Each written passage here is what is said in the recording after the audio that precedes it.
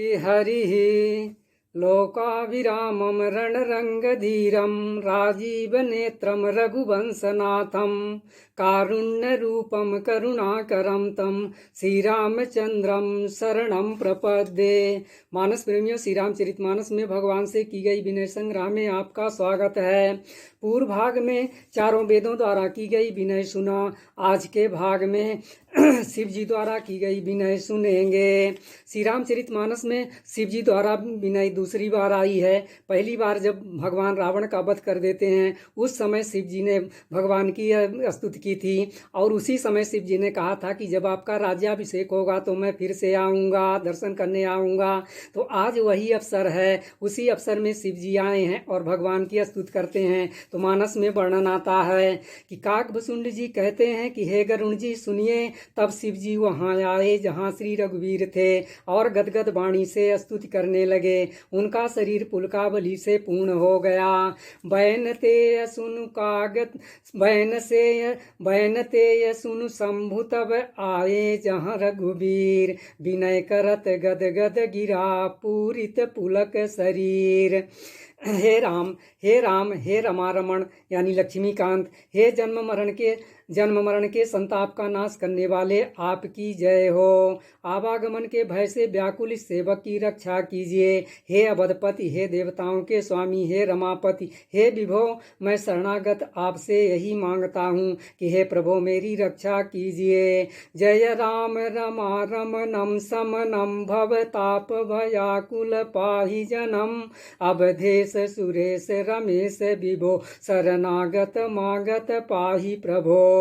हे 10 सिर और 20 भुजाओं वाले रावण का विनाश करके पृथ्वी के सब महान कष्टों को दूर करने वाले श्री राम जी, राक्षस समूह रूपी जो पतंगे थे वे सब आपके बाण रूपी अग्नि के प्रचंड तेज से भस्म हो गए। 10 शीस विनाशन 20 भुजाकृत दूरी महामहि भूरि रुजा रजनीचर वृंद पतंग रहे सर पावक तेज प्रचंड दहे। आप पृथ्वी मंडल के अत्यंत सुंदर आभूषण हैं।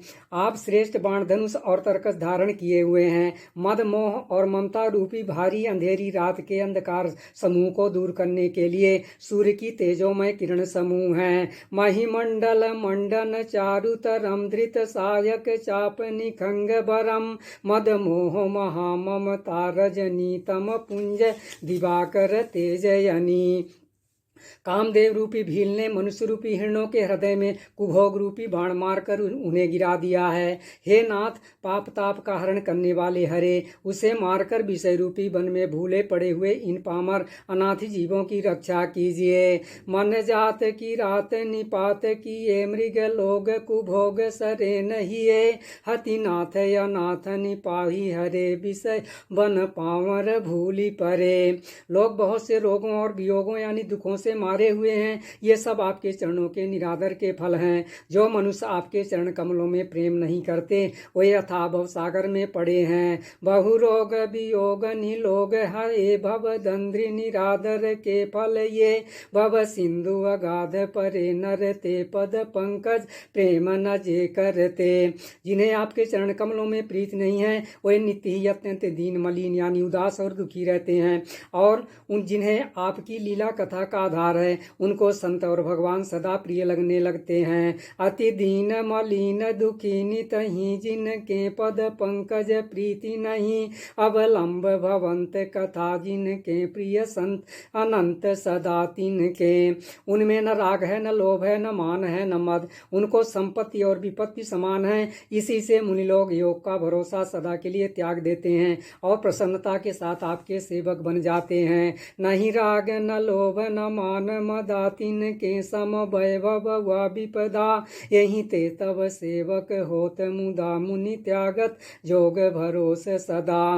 वे प्रेम पूर्वक नियम लेकर निरंतर शुद्ध हृदय से आपके चरण कमलों की सेवा करते रहते हैं और निरादर और आदर को समान मानकर वे सब संत सुखी होकर पृथ्वी पर विचरते हैं। करि प्रेम निरंतर नेम लिए पद पंकज सेवत शुद्ध ही सम मानी निरादर आदर रही, सब संत सुखी विचरंती मही।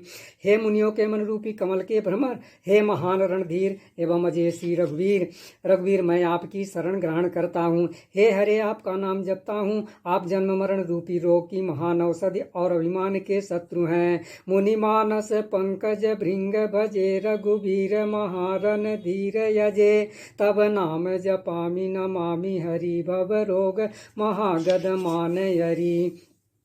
आप गुणशील और कृपा के परम स्थान हैं। आप लक्ष्मीपति हैं, मैं आपको निरंतर प्रणाम करता हूँ। हे रघुनंदन, आप जन्म मरण सुख दुख राग द्वेषाद्वंद समूहों का नाश कीजिए। हे पृथ्वी की पालना करने वाले राजन, इस दीनजन की ओर भी दृष्टि डालिए। गुणशील कृपा परमायतनम प्रणमामि निरंतर श्रीरमणम, रघुनंदनि कंदय द्वंद्व घनम, मही पाल बिलोकय दीन जनम।